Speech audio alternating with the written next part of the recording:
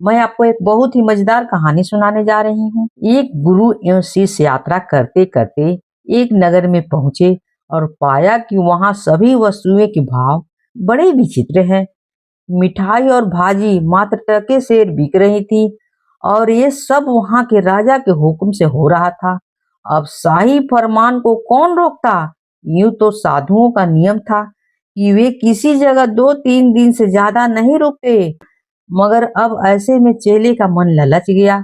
वह कहने लगा, गुरुजी, यहाँ तो कुछ दिन और रुक जाते हैं, बहुत सस्ती मिठाई मिल रही है। गुरु ने कहा, बेटे, जिस जगह इस तरह का गोलमाल हो उस जगह पर ज्यादा दिन रुकना ठीक नहीं है, जान की जोखिम हो सकती है। मगर चेला नहीं माना। हार कर गुरु अकेले आगे चल पड़े। इधर चेला मिठाई खा खा कर मोटा होता चला जा रहा था। वह भीख मांगकर 2 टके लाता और 1 किलो मिठाई खाकर सो जाता। एक दिन एक व्यक्ति की पत्नी का देहांत पड़ोसी के दीवार के गिरने से हो गया।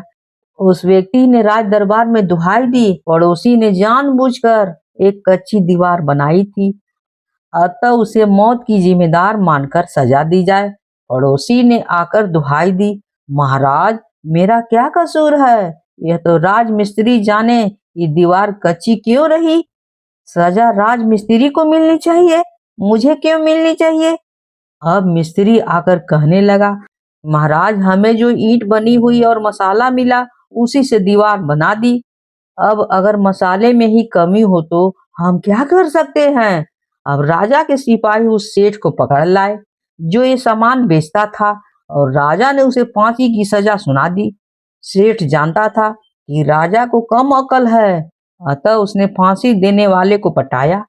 फांसी देने वाले जल्लाद ने दरबार में आकर दुहाई दी, महाराज, मैं फांसी नहीं दे सकता हूँ क्योंकि फंदा बड़ा है और सेठ का गला छोटा है।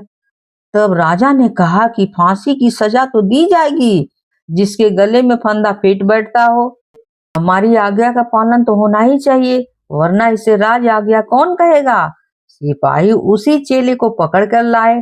जब चेले को फांसी दी जा रही थी तो गुरु वापस लौट रहा था। चेले ने रोक कर गुरु की फरियाद की कि उसे बचा लिया जाए। गुरु ने कहा कि महाराज, इसे फांसी मत दीजिए, मुझे दे दीजिए। राजा ने पूछा, क्यों भाई, तुम इसके बदले में फांसी क्यों लेना चाहते हो? गुरु ने कहा, महाराज, ये घड़ी और पल बहुत शुभ है। जो इस समय मरेगा उसे सीधा स्वर्ग मिलेगा। राजा घमंडी था, मुस्कुराकर कहने लगा, अच्छा, मेरे रहते तुम स्वर्ग जाओगे? सिपाहियों, इसे भगाओ और मुझे फांसी दे दो। ये तो उस जमाने की बात है, लेकिन आज के राजा इतने मूर्ख नहीं हैं। वे राजमिस्त्री, सेठ, चेले और गुरु सबको फांसी दे सकते थे, लेकिन नहीं, आज मुझे ही फांसी मिलनी चाहिए ताकि मैं स्वर्ग सीधे जाऊं। और उसके बाद जल्लाद ने राजा को फांसी दे दिया और राजा सीधे स्वर्ग में चला गया। इसीलिए तो कहावत है, अंधेर नगरी चौपट राजा। कहानी अगर अच्छी लगी हो तो प्लीज लाइक, शेयर और सब्सक्राइब तो कर दीजिएगा प्लीज। मैं आपको एक बहुत ही मजेदार कहानी सुनाने जा रही हूँ। एक था राजा, उन्होंने सागर खुदवाया, घाट बनवाए, परंतु उसमें से पानी नहीं आया।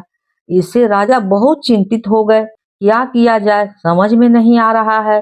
गांव के पुरोहित को बुलवाकर उन्होंने पूछा, किस प्रकार से सागर में पानी भरे? पंडित ने विचार कर कहा, राजा, उपाय तो बड़ा ही कठिन है जिससे सागर भी भरा जा सकता है।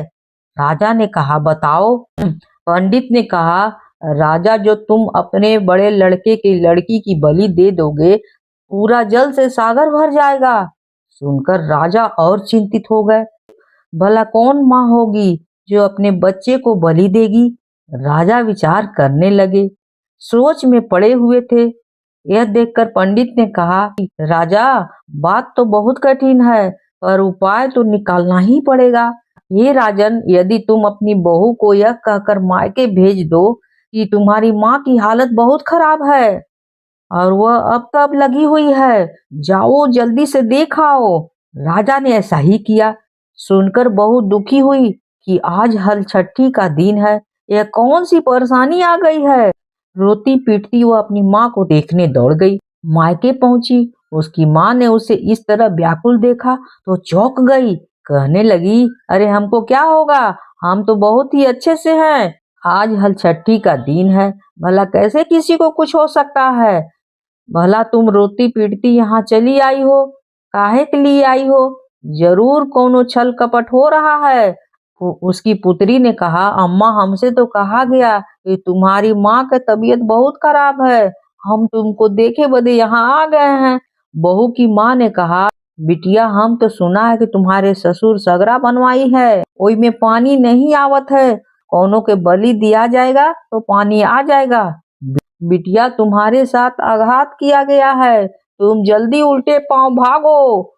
बहुत दिन भर हलछट्टी व्रत थी, वह रोटी पीटती हलछट माँ की मनौती करती भागी चली जा रही थी। रास्ते में उसने देखा कि जिस सागर को उसके ससुर ने बनवाया था वह जल से भरा हुआ लहरें ले रहा है। वहीं एक बालक खेल रहा है। वह उसी की सागर की ओर दौड़ती हुई गई और देखी तो यह तो उसका पुत्र था। उन्होंने उसे उठा लिया, चूमने लगी, हलछट्टी माता को मनाने लगी। उन्हीं की कृपा से आज उसका पुत्र बचा है। वह घर आई, घर का दरवाजा बंद था, द्वार खुलवाए और कहने लगी, आज तो आप सब लोग हमारे बच्चे को बलि देने जा रहे थे, हमसे बहाना करके हमको मायके भेज दिया। आज तो हमारे हलछट माता की दया से हमारी गोद भरी है, हमारा बाल बच्चा अच्छा है, हमारे बच्चा खेलते रहे। सास ससुर यह देखकर सुनकर बहुत खुश हुए, बहू के पैरों में गिर पड़े और कहने लगे, आज तुम्हारी गोदी का बालक और हमारे कुल का दिया जल रहा है। हरछठ माता ने जैसा ही हमारे दिन लौटाए वैसे ही सबका दिन मंगल करे और सबके घर में धन दौलत बरसे। जो यह कहानी सुने उसका भी बाल बच्चा अच्छा रहे और उसके घर में भी धन दौलत बढ़े। मैं आपको एक बहुत ही मजेदार कहानी सुनाने जा रही हूँ। एक गरीब औरत थी। जब उसको यह पता चला कि उसका इकलौता बेटा, जिससे उसको बड़ी बड़ी उम्मीदें थी, वह कुछ बेवकूफ था। एक दिन उसने उसको कुछ कपड़े लेकर बाजार भेजे और कहा कि वह उसको 4 रुपए में बेच दे। लड़का उस कपड़े को लेकर बाजार चला गया और वहां उसको बेचने के लिए एक ऐसी जगह पर बैठ गया जहां बहुत सारे लोग आते और जाते थे। एक आदमी उधर आया और उस लड़के से पूछा, इस कपड़े का क्या कीमत है, बताओ। लड़का बोला, 4 रुपए। उस आदमी बोला, ठीक है, पर मैं तुमको 6 रुपए दूंगा क्योंकि ये कपड़े इस पैसे के लायक हैं। लड़का बोला, नहीं नहीं, इसका दाम तो केवल 4 रुपए ही हैं। आदमी गुस्से से बोला, तुम बेवकूफ हो, और यह कहकर वहां से चला गया। उसने सोचा कि वो लड़का उससे मजाक कर रहा था। लड़का जब शाम को अपने घर पहुंचा तो उसने माँ को सारी घटना बताई तो उसको बहुत दुख हुआ कि उसके बेटे ने उस आदमी के दिए हुए पैसे क्यों नहीं लिए। एक दिन फिर उसने उसको बाजार भेजा और उसको समझाया कि वहां जाकर वह हर एक को सलाम करे। नम्रता में कोई आदमी कुछ भी नहीं खोता है, बल्कि अक्सर उसे कुछ न कुछ मिल ही जाता है। इसके बाद वह बेवकूफ लड़का चल दिया। रास्ते में उसे जो कुछ भी मिला वह हर आदमी और हर चीज को सलाम करता हुआ गया। झाड़ू लगाने वाले को, घोड़े को, छोटे बच्चे को, घर को, सबको सलाम करते हुए गया। कुछ गधे अपने पीठ पर बोझा लिए जा रहे थे, उसने उसको भी सलाम किया। यह देखकर गधों के मालिक ने कहा, क्या तुम यह नहीं जानते कि हम इसको कहते हैं फ्री फ्री। यह सुनकर लड़के ने हर आदमी को हर चीज को फ्री फ्री करना शुरू कर दिया। जब वह लड़का हर आदमी और हर चीज को फ्री फ्री कहता जा रहा था तो उसको एक चिड़िया पकड़ने वाला चिड़िया पकड़ने का जाल बिछाता हुआ दिख गया। जब उसने लड़के को फ्री फ्री कहते हुए सुना तो उसने देखा कि उसकी चिड़िया तो वहां से जा रही हैं। उसने उससे कहा, ओ बेवकूफ, तू क्या कर रहा है? बहुत ही मुलायम आवाज में कह रहा है, लग लग लग लग लग लग लग लग। सो लड़के ने धीमे धीमे लग लग लग लग कहना शुरू कर दिया। जब वह लग लग लग लग कहता जा रहा था तो रास्ते में उसको एक चोरों का झुंड मिल गया जो एक बागीचे से निकल रहा था।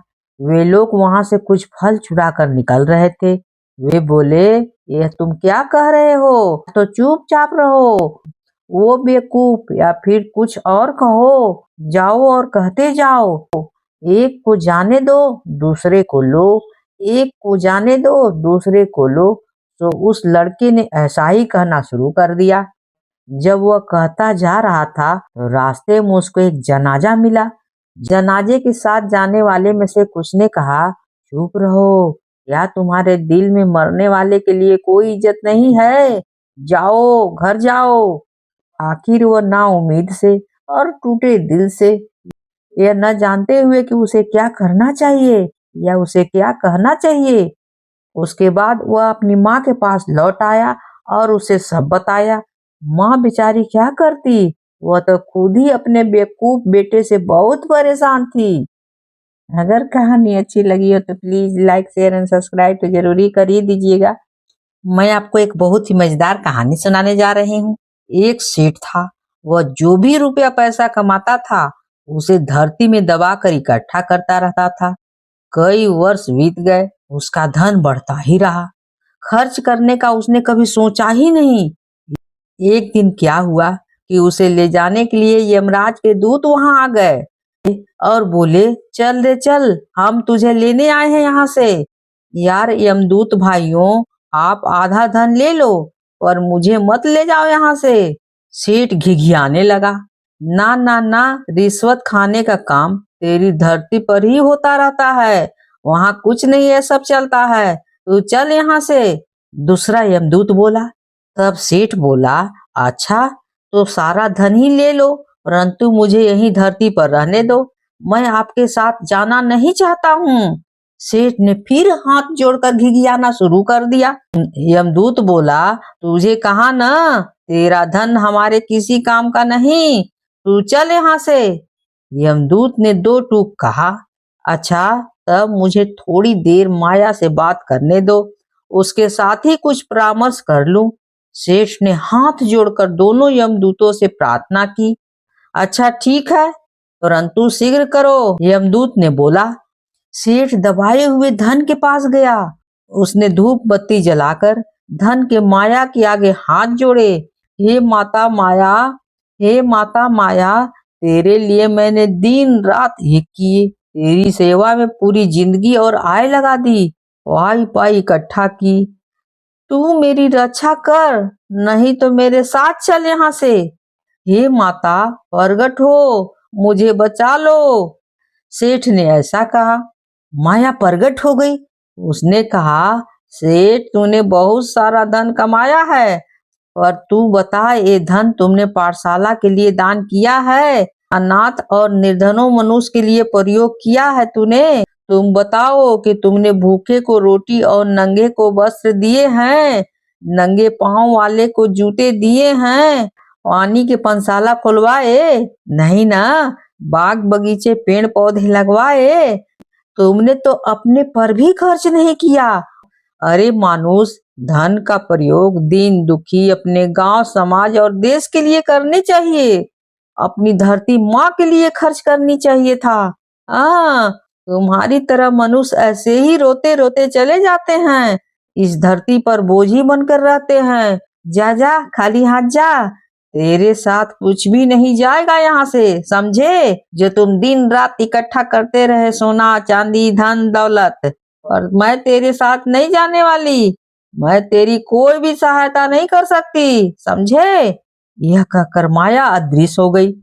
सेठ की आंखें अब खुली की खुली रह गई, परंतु अब तो बहुत देर हो चुकी थी। अब पछताने से क्या लाभ, जब चिड़िया ही चुन गई खेत। फिर उसके बाद यमदूत बोले, ये अब तो चलो यहाँ से, यहाँ तुम्हारा कोई नहीं है, क्या करेगा यहाँ रह करके? मृत्यु लोक में चल, वहीं स्वर्ग लोक में, वहीं सब कुछ मिलेगा, खाना पीना, और वहीं पर धन दौलत इकट्ठा करना और भगवान का पूजा करना। चलो यहाँ से। सेठ क्या करता, मरता क्या नहीं करता। सेठ को सब कुछ छोड़कर यमदूत के साथ जाना पड़ा।